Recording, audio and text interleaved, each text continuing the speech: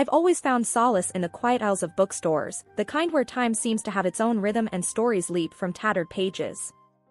At 29, running a business that my parents helped me set up, I often escaped to these havens, seeking the company of books over people. That day at Dusty Pages, a little haven tucked away in the city's heart, was no different. Or so I thought. As I wandered through the maze of shelves, my fingers traced the spines of countless books, each holding a universe within. My quest was specific, a rare, antique edition that had eluded me for months. And there it was, almost glowing amidst the dust and shadows. As I reached out, another hand mirrored mine, halting inches from the prize. Startled, I looked up into a pair of curious eyes. The owner of the hand was a man about my age, with a kind of easygoing charm. "Oh, I'm sorry," he said, quickly retracting his hand. "Were you going for this one?" "Yeah, I've been on its trail for ages," I replied, surprised at my own honesty. He gave a half-smile, "Me too. It's a tough find. But go ahead, you found it first." His gesture, so simple yet rare, caught me off guard. "Are you sure?" "I mean, we both found it at the same time," I said, feeling a strange mix of guilt and gratitude. "Yeah, I'm sure. I'm Jake, by the way," he introduced himself, extending his hand. "Nice to meet you, Jake." "I am, well, let's just say I'm a fellow book lover," I said, shaking his hand. His grip was firm, friendly. We both chuckled, and I took the book, feeling a twinge of victory mixed with sympathy. "You're a rare breed, Jake. Giving up a find like this." He shrugged, "Books come and go. But it's not every day you get to make someone's day." I laughed, "Well, you've certainly made mine. I'm in this place often, but I haven't seen you around." "You a regular?" "Nah, first time here. I usually stick to the tech world, but there's something about old books, you know?" I nodded, understanding all too well. We found a corner table amidst the stacks and started talking about books, life, and everything in between. He was easy to talk to, a listener with stories of his own. He was curious about my business, but I dodged the topic, not ready to delve into the whole successful businesswoman with family support narrative just yet. Hours slipped by like minutes as we talked. I learned about his tech job, his love for hiking, and his surprisingly good taste in old movies. In turn, I shared my love for antique books, my random adventures, and my guilty pleasure of bad reality TV shows. As the bookstore began to dim its lights, signaling closing time, we exchanged numbers. "It was really great meeting you, Jake. Maybe we can do this again, talk more about books, or anything else," I said, feeling a connection I hadn't anticipated. "Absolutely," he replied, his smile genuine. "I'll hold you to that. And maybe next time, I'll find the book first." After several months of dating Jake, the inevitable happened, meeting his family. He'd warned me about them, how they were a bit, well, let's just say they had their quirks. He was especially worried about them finding out about my business and the money situation. So, I decided to play it down, saying I was a freelancer. Just a simple girl writing articles, nothing fancy. We drove to his parents' house one Sunday. It was a modest home, the kind that had seen better days. The moment we walked in, I felt the weight of their eyes sizing me up. "Mom, Dad, this is..." Jake started. "I'm Sarah," I cut in, offering a smile that felt more like a shield. His mom, a stern-looking woman with a permanent frown, gave me a once-over. "Sarah, huh? And what is it you do?" "I'm a freelance writer. I write articles for websites," I replied, trying to sound as humble as possible. His dad, a quiet man with a knack for disappearing into the background, just nodded. But it was Jake's sister, Linda, who spoke next. "A freelancer? So, like, you don't have a real job?"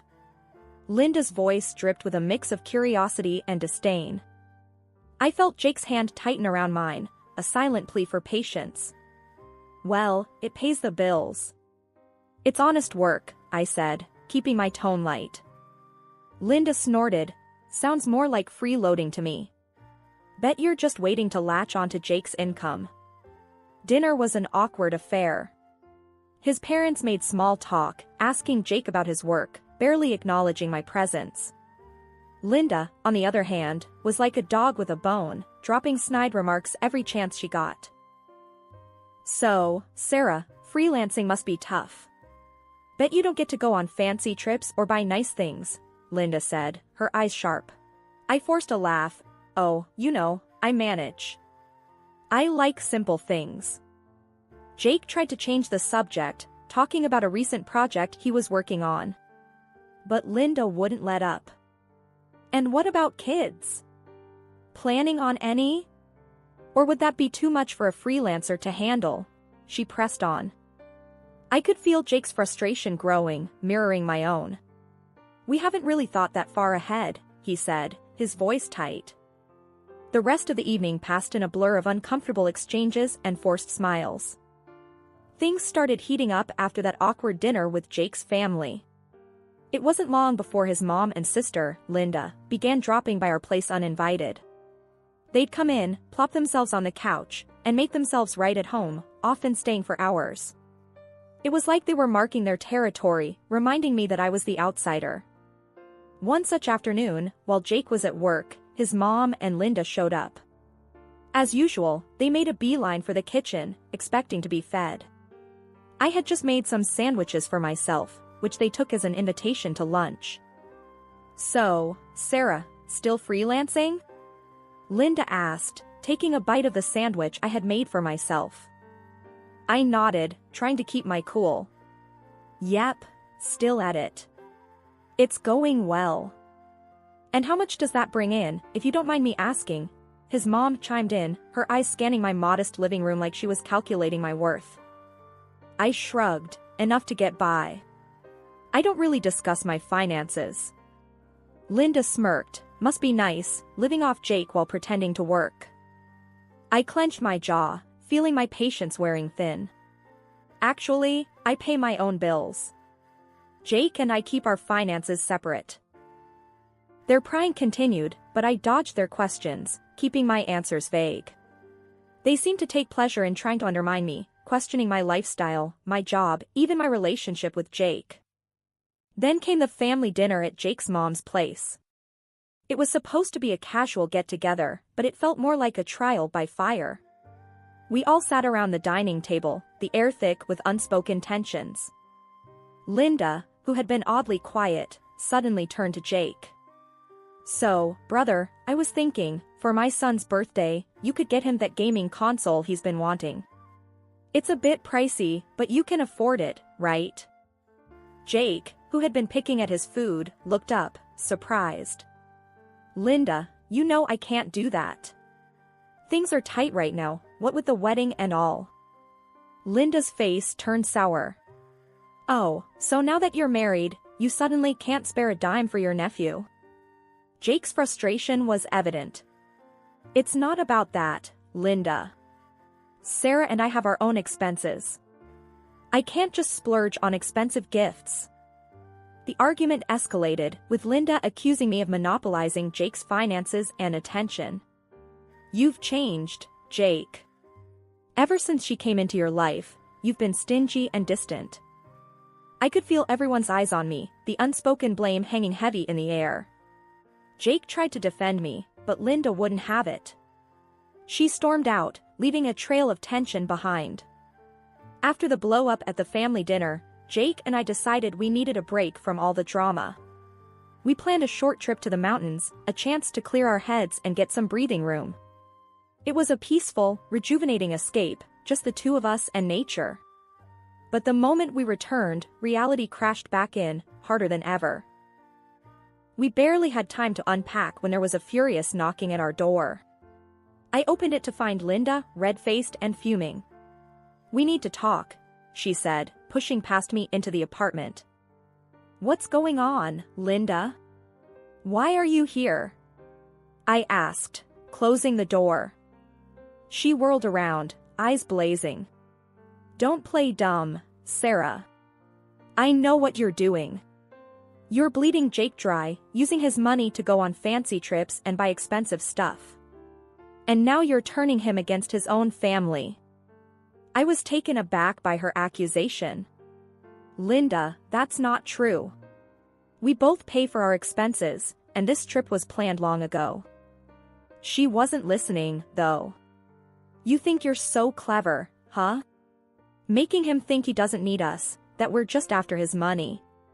But I see right through you. Jake came out of the bedroom, having heard the commotion.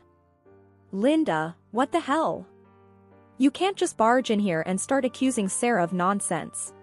She rounded on him. Nonsense? Look at you, Jake. Ever since she came into your life, you've been different. You used to help us, be there for us. Now you're just her puppet. Jake's patience was wearing thin. Linda, I'm not anyone's puppet. Sarah and I make our decisions together. And as for helping you, I can't keep bailing you out every time you have a financial problem. Linda's anger seemed to boil over. In a fit of rage, she swept her arm across the coffee table, sending my collection of antique books crashing to the floor. This is what you care about now? Old, useless books and a gold digger? I gasped, rushing to salvage my books. Jake grabbed Linda's arm, steering her towards the door. That's enough, Linda. Leave. Now. She struggled against him. You'll regret this, Jake. Choosing her over your own family. After she left, the apartment was eerily silent, the tension hanging thick in the air. Jake helped me pick up the books, his face a mix of anger and regret. The weeks following Linda's outburst were quiet, almost nearly so. Jake and I had started to relax a bit, thinking maybe, just maybe, his family had decided to back off. That was until we got the call from his mom about her birthday dinner at a fancy restaurant downtown. When Jake mentioned that his mother's birthday dinner would be at Le Jardin, I couldn't help but grin. I had a special connection with that place, a little secret that I hadn't shared with anyone, not even Jake. As we drove to the restaurant, I could sense Jake's anxiety. He fidgeted in his seat, clearly worried about how the evening would unfold after the recent tensions with his family. You okay? I asked, reaching over to give his hand a reassuring squeeze. Yeah, just hoping tonight goes smoothly, he replied, forcing a smile. Le Jardin was as elegant as ever, with its dim lighting and soft music creating an intimate ambience. Jake's family was already there, seated at a large, round table. The scene was lively, with animated conversations and laughter, but it all seemed to pause as we approached. I quickly noticed there was only one empty chair. Jake, with a hint of confusion in his voice, addressed his sister, Linda. Hey, Linda, why is there only one seat? We're both here. Linda, with a smirk that didn't quite reach her eyes, said, Oh, Jake, we assumed Sarah wouldn't mind. After all, this is a family gathering, and she's not really family, is she? Maybe she can find a spot at the bar. The table erupted in a mix of awkward chuckles and murmurs. Jake's face turned a shade of red, a mixture of embarrassment and anger. I felt their eyes on me, expecting me to react, to show some sign of hurt or outrage. But instead, I laughed, a genuine, hearty laugh. That's quite all right, Linda. I wouldn't want to impose. Jake, still holding my hand, looked at me with a puzzled expression. Sarah, you sure you're okay with this? I squeezed his hand. Absolutely. Don't worry about me. I'll find a place. Enjoy the dinner. As I stepped away from the table, I could feel their eyes on me, a mix of surprise and uncertainty in their gaze. I approached the restaurant manager, a familiar face, with a confident stride. Hi, John, seems there's a bit of a mix-up at our table. Could you find a spot for me? I asked, my tone light but firm. John's professional demeanor broke into a smile of recognition. Of course, Sarah. For the owner of Le Jardin, we always have the best table available. The words were loud enough for Jake's family to hear, and I glanced back to see their expressions shift from smug satisfaction to utter shock. Linda's and her mother's mouths hung open, their plan to belittle me backfiring spectacularly. As John led me to a beautifully set table in a prime location, I couldn't help but savor the moment. The irony of the situation was delicious, and their stunned faces were a sight to behold. Sitting at my own VIP table at Le Jardin, I couldn't help but feel a mix of triumph and amusement. Jake sat across from me, his expression still a mix of shock and pride. "Sarah, why didn't you tell me you own this place?" he asked, his eyes wide with curiosity. I shrugged, sipping my wine. I guess I never found the right moment. And, honestly, I wanted to keep some parts of my life just for me, at least for a little while. He laughed, shaking his head. "This is incredible. No wonder you weren't fazed by Linda's comment." Our meal was delightful, the food exquisite as always, but the real entertainment was the drama unfolding at the family table. Midway through our dinner, Linda and Jake's mom, with hesitant steps and awkward expressions, approached our table. "Sarah, we didn't know," Jake's mom stammered, clearly struggling to find the right words. "Yeah, about the restaurant, and you owning it," Linda added, her usual confidence deflated. I put down my fork, giving them a calm look. "It's okay. Not many people do. I prefer to keep my business affairs private." Jake's mom fidgeted, glancing at the other table where the rest of the family was pretending not to eavesdrop.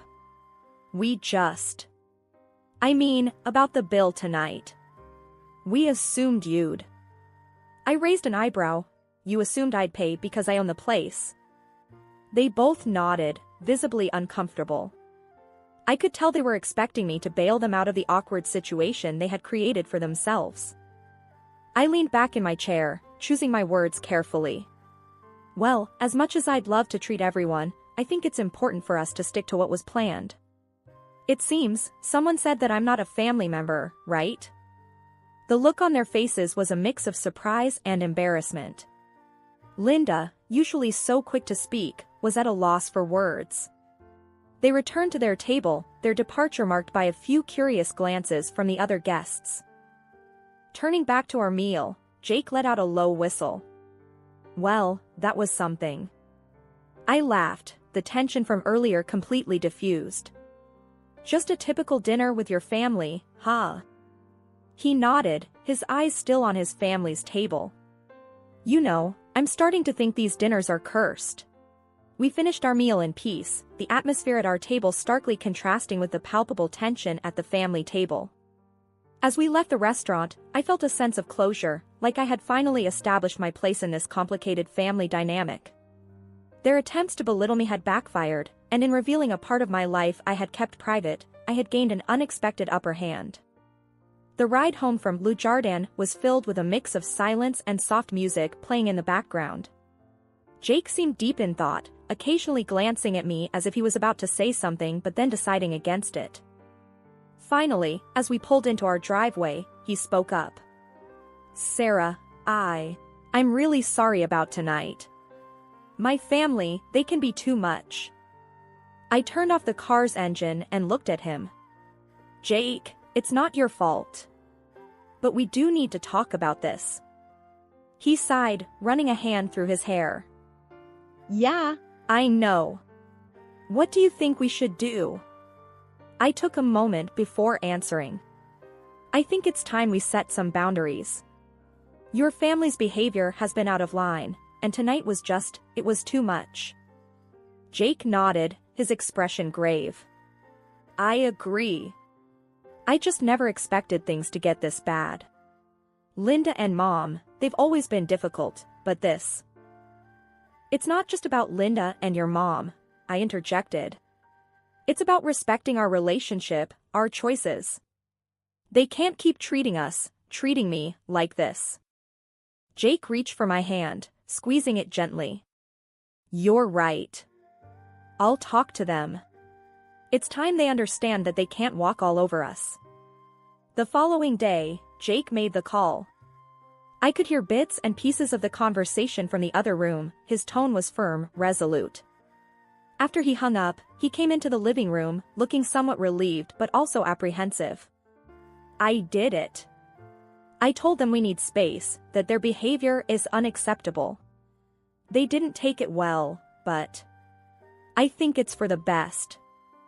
I got up and gave him a hug. Thank you, Jake. I know that wasn't easy. He hugged me back, tight. You're worth it. I should have done this a long time ago. The weeks that followed were surprisingly peaceful. No unexpected visits, no snide remarks, no drama. It was a relief, but also a bit surreal. One evening, as we were enjoying a quiet dinner at home, Jake looked up from his plate. You know, I've been thinking. Maybe this break from my family is a good thing. Gives us time to focus on us, on what we want. I smiled, reaching across the table to hold his hand. I've been thinking the same thing. It's nice, isn't it? Just being us, without all the noise. He nodded, a contented smile spreading across his face. Yeah, it really is. Cutting ties with Jake's family wasn't an easy decision, but it brought a sense of clarity and peace to our lives. It was a step towards prioritizing our happiness and well-being, a step that was long overdue. Sitting on our living room couch, Jake and I were enjoying a quiet evening. The room was filled with the soft glow of the lamp and the faint sound of a jazz record playing in the background. I couldn't help but reflect on the roller coaster of events that had unfolded in our lives recently. Jake, I started, breaking the comfortable silence. Do you ever think about how things would have been if we had just, I don't know, given in to your family's demands? He looked over at me, his eyes thoughtful. Sometimes. Yeah, but then I remember how unhappy we were, constantly trying to please them. I think we made the right choice. I nodded, feeling the weight of his words. It's just crazy, you know? How much we've been through because of all this. Makes me wonder what's really important in life. Jake reached out and took my hand, giving it a gentle squeeze. What's important is this, us, being honest with each other, standing up for what we believe in. I smiled, feeling a sense of warmth spreading through me. You're right. I guess it's all about finding a balance, isn't it? Between dealing with family and staying true to ourselves. Yeah, balance, he echoed, his gaze shifting to the window. You know, before all this, I always thought family was about sticking together no matter what. But now, I realize it's more than that. It's about respect, understanding, and sometimes, distance. I leaned my head on his shoulder. I never expected my life to turn out like this. Meeting you, starting a business, dealing with all the family drama. It's been a journey. And what a journey it's been, he added with a chuckle. With its ups and downs, but I wouldn't change a thing. We sat there in silence for a while, lost in our thoughts. The challenges we had faced with his family had tested us in ways we never anticipated. But through it all, we had grown stronger, both as individuals and as a couple. That evening, as we sat together, I realized that life is unpredictable and often challenging. But with the right person by your side, it's an adventure worth every moment. Our story wasn't just about dealing with difficult in-laws or running a successful business. It was about love, resilience, and the power of standing together against the odds.